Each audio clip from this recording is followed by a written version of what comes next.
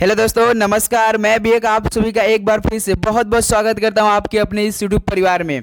तो आज की इस सेशन में एमटीएस और हवलदार एग्जाम के लिए डिट्टो वही प्रश्न करने वाले जो अभी तक एसएससी ने आपके 15 शिफ्टों में पेपर में बनाया है। जैसा जिस टॉपिक से और एक्सपेक्टेड प्रश्नों के साथ आज का पूरा डिस्कस आपके साथ होने वाला है।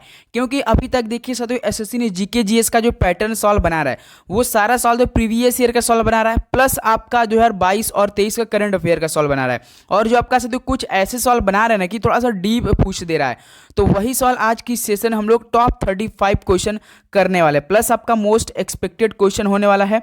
एसएससी जैसा प्रश्न बना रहा है पूरा साथियों। यदि आपका आने वाले शिफ्ट में एग्जाम होने वाला है तो ये सेशन आपके लिए अति महत्वपूर्ण हो सकता है। तो चलिए सेशन को स्टार्ट करते हैं। क्लास की टाइमिंग सुबह में 8 बजे रहती है और दोपहर में 12:30 बजे जो कि लाइव क्लास चलती है, और साथ ही शाम को 6:30 बजे जो कि आप इस टाइम क्लास को अटेम्प्ट करें। तो चलिए सेशन को स्टार्ट करते हैं। यदि आपको तीनों क्लास डेली का इसी टाइम चाहिए तो चैनल पर नहीं तो सब्सक्राइब जरूर कर लीजिएगा। तो चलिए देखते हैं आज सेशन का पहला प्रश्न क्या दिया है। देखिए, भरतनाट्यम पारंपरिक रूप से किस प्रकार के संगीत के लिए किया जाता है। तो भरतनाट्यम पारंपरिक रूप से किस प्रकार के संगीत के लिए किया जाता है, तो ये साथियों कर्नाटक के लिए किया जाता है। तो पहले का हम लोग क्या हो जाएगा, डी ऑप्शन बिल्कुल करेक्ट ऑप्शन हो जाएंगे। चलिए अगला सवाल देखते हैं। आपका क्वेश्चन नंबर सेकंड क्या दिया है। बोलक आर्ट कर्नाटक राज्य का एक क्या है। तो बोलक आर्ट जो है साथियों कर्नाटक राज्य का एक नृत्य रूप है।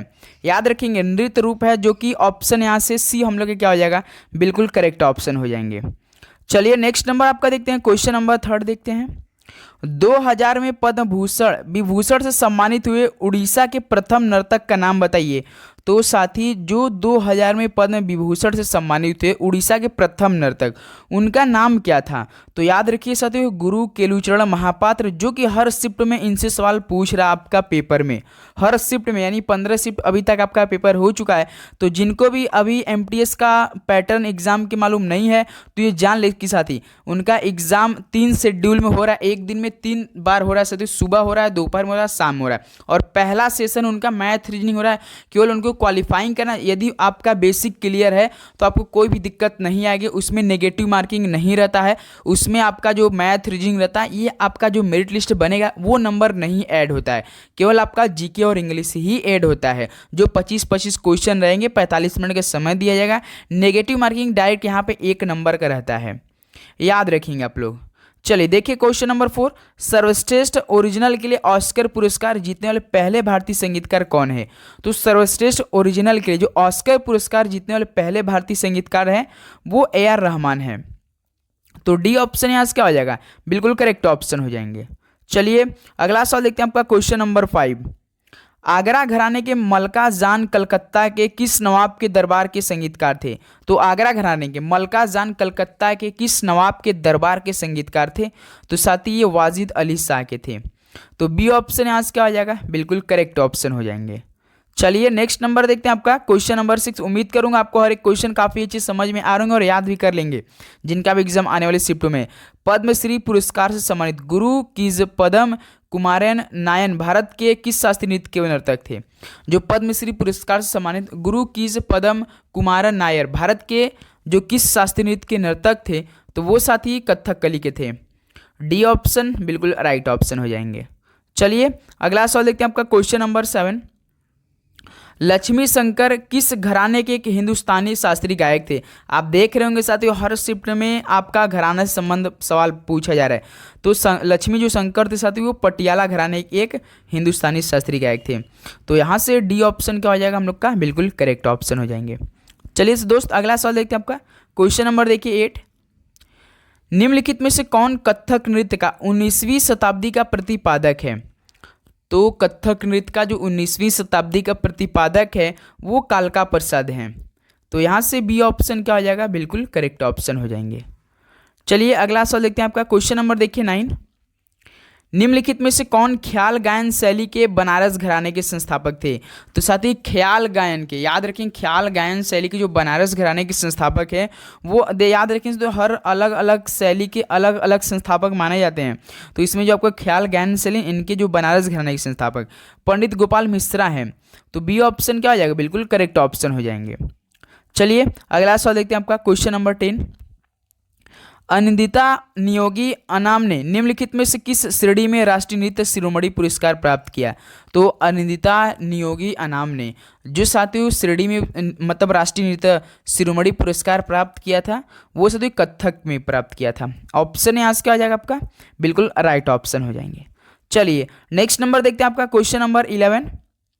निम्नलिखित में से कौन सा त्यौहार अमावस्या के दिन आयोजित किया जाता है? तो कौन सा त्यौहार अमावस्या के दिन आयोजित किया जाता है? तो दोस्त वो काली पूजा आयोजित किया जाता है। तो बी ऑप्शन यहाँ से क्या हो जाएगा? बिल्कुल राइट ऑप्शन हो जाएंगे। चलिए नेक्स्ट अगला सवाल देखते हैं क्वेश्चन नंबर 12। निम्नलिखित में से किस राज्य में भित्ति चित्र एक लोकप्रिय कला रूप है? तो किस राज्य में भित्ति चित्र एक लोकप्रिय कला रूप है? तो दोस्त ये हरियाणा राज्य में है। तो यहाँ से सी ऑप्शन क्या हो रहा है? बिल्कुल करेक्ट ऑप्शन हो जाएंगे। ओके चलिए नेक्स्ट नंबर देखते हैं आपका क्वेश्चन नंबर 13। निम्नलिखित में से कौन भारत की पहली महिला कमांडो ट्रेनर थी? तो भारत की जो पहली महिला कमांडो ट्रेनर थी वो तो साथी डॉक्टर सीमा राव थी। तो यहाँ से 13 का सी ऑप्शन बिल्कुल राइट ऑप्शन हो जाएंगे। चलिए नेक्स्ट अगला सवाल देखते हैं आपका क्वेश्चन नंबर 14। टोक्यो ओलंपिक 2020 में भारत की रैंकिंग कितनी है? तो जो टोक्यो ओलंपिक हुआ था 2020 में साथियों भारत की रैंकिंग यदि हम बात करेंगे तो 48 रैंकिंग थी। तो डी ऑप्शन यहाँ से क्या आ जाएगा? बिल्कुल राइट ऑप्शन हो जाएंगे। चलिए अगला सवाल देखते हैं क्वेश्चन नंबर देखिए 15। 1928 से लेकर 1980 के बीच में भारत ने ओलंपिक में कितने स्वर्ण पदक जीते हैं? अभी तक आपके पेपर में इस तरह के सवाल बन रहा है साथियों, याद रखेंगे। तो 1928 लेकर 1980 के बीच में अभी तक भारत ने साथियों 8 ओलंपिक में स्वर्ण पदक जीते हैं। तो डी ऑप्शन यहाँ से क्या आ जाएगा आपका? बिल्कुल राइट ऑप्शन हो जाएंगे। चलिए अगला सवाल देखते हैं आपका क्वेश्चन नंबर देखिए 16। क्रिकेट में स्टंप की ऊंचाई कितनी इंच होती है? जो साथी क्रिकेट की आप देखेंगे तो दूरी तो पूछ देता है जो कि 22 गज होता है, लेकिन आपके पेपर मान लीजिए आने वाले शिफ्ट में पूछ दिया कि जो क्रिकेट में स्टंप की ऊंचाई होती है वो कितना इंच होती है लगभग। तो दोस्त आपका 28 इंच का होता है, याद रखेंगे। ऑप्शन यहाँ से क्या आ जाएगा आपका? बिल्कुल राइट ऑप्शन हो जाएंगे। चलिए नेक्स्ट नंबर आपका देखते हैं question number 17। India at risk निम्नलिखित में से किस लेखक द्वारा लिखी गई है? तो इंडिया एट रिस्क ये किस लेखक द्वारा लिखी गई है? तो दोस्त याद रखिए जसवंत सिंह के द्वारा। ऑप्शन यहाँ से क्या हो जाएगा आपका? बिल्कुल राइट ऑप्शन हो जाएंगे। चलिए नेक्स्ट अगला सवाल देखते हैं आपका क्वेश्चन नंबर 18। निम्नलिखित में से किसे आंध्र केसरी के नाम से भी जाना जाता है? तो आंध्र केसरी के नाम से आप लोग किसे जानते हैं? चलिए राइट ऑप्शन दीजिए। तो आंध्र केसरी के नाम से टी प्रकाशम को जाना जाता है साथी। ऑप्शन ए यहाँ से क्या हो जाएगा आपका? बिल्कुल करेक्ट ऑप्शन हो जाएंगे। चलिए नेक्स्ट अगला सवाल देखते हैं क्वेश्चन नंबर देखिए 19। तिब्बती स्वर्ण मंदिर किस राज्य में स्थित है? तो तिब्बती स्वर्ण मंदिर किस राज्य में है? भाई तक अभी तक तो आपका 15 शिफ्ट का कोई पेपर बन चुका है, लेकिन अभी तक किसी भी शिफ्ट में मंदिर सवाल नहीं आया है। तो ये सवाल आपके पेपर में हो सकता है कि आ सकता है आने वाले शिफ्ट में कि तिब्बती स्वर्ण मंदिर किस राज्य में स्थित है। तो याद रखिए इसलिए कर्नाटक राज्य में स्थित है। तो बी ऑप्शन यहाँ से क्या हो जाएगा आपका? बिल्कुल राइट ऑप्शन हो जाएगा। ओके चलिए नेक्स्ट अगला सवाल देखते हैं आपका क्वेश्चन नंबर 20 देखिए। सॉल्सेट द्वीप भारत के किस राज्य में स्थित है? जो आपका सॉल्सेट द्वीप है साथी भारत के किस राज्य में स्थित है? तो याद रखेंगे साथी ये आपका महाराष्ट्र राज्य में स्थित है। तो ऑप्शन क्या बनेगा? सी ऑप्शन क्या हो जाएगा? बिल्कुल राइट ऑप्शन हो जाएंगे। ओके चलिए नेक्स्ट नंबर आपका देखते हैं क्वेश्चन नंबर देखिए 21। आपके पेपर में साथी अभी तक काफ़ी दोस्त कमेंट कर रहे हैं कि क्या सर इसमें का नेगेटिव मार्किंग है कि नहीं जीके और इंग्लिश में। देखिए आपका मैथ रीजनिंग में नेगेटिव मार्किंग नहीं है, लेकिन जो आपका सेकंड सेशन होगा यानी जीके और इंग्लिश इसमें सर डायरेक्ट 1 नंबर का नेगेटिव मार्किंग रहेगा। इसमें न तो नेगेटिव मार्किंग है और न तो आपके मेरिट लिस्ट में इसमें का जो नंबर आता है वो नहीं ऐड होगा आपके पेपर में, केवल आपका जीके और इंग्लिश का ही ऐड होता है। तो याद रहे साथी क्वेश्चन नंबर 21 देखिए। भारत के राष्ट्रीय अभिलेखागार की स्थापना किस वर्ष की गई थी? तो भारत के जो राष्ट्रीय अभिलेखागार की स्थापना हुई थी ये 1891 में हुई थी। तो सी ऑप्शन क्या हो जाएगा? बिल्कुल करेक्ट ऑप्शन हो जाएंगे। चलिए अगला सवाल देखते हैं आपका क्वेश्चन नंबर 22।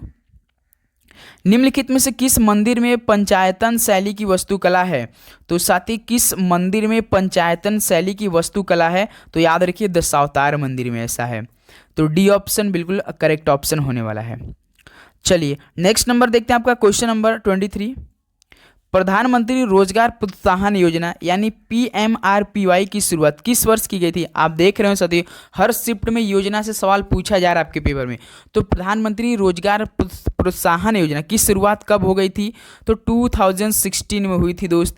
तो 23 का सी ऑप्शन बिल्कुल राइट ऑप्शन हो जाएंगे। चलिए नेक्स्ट नंबर देखते हैं, आपका क्वेश्चन नंबर 24। तो देखिए क्या दिया सवाल, मुद्रा योजना में एम का क्या अर्थ है? तो साथियों आप इस समय देख रहे होंगे एमटीएस के पेपर में कि कोई मुद्रा से सवाल, जैसे कि कोई मतलब सेंटेंस दे रहा है, कोई वाक्य दे रहा है, उसमें केवल एक अक्षर का पूछ दे रहा है। जैसे देखिए आपका इसमें मुद्रा योजना में पूछा, यम का क्या अर्थ है? तो आप हमेशा याद रखिए जो मुद्रा योजना स्टार्ट की गई थी साथियों, इसी आपका 8 अप्रैल 2015 में स्टार्ट हुई थी, जो कि इसमें 5 से 10 लाख देना था लोन किसी भी व्यक्ति को। तो इसमें साथियों एम का क्या अर्थ होता है? तो याद रखिएगा माइक्रो, इसमें एम का अर्थ होता है।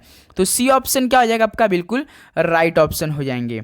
ओके चलिए नेक्स्ट अगला सवाल देखते हैं, आपका क्वेश्चन नंबर 25। पंजाब के प्रसिद्ध शीश महल का निर्माण निम्नलिखित में से किस शासक ने करवाया था? तो पंजाब के जो प्रसिद्ध शीश महल का निर्माण करवाया था वो साथी महाराजा नरेंद्र सिंह ने करवाया था।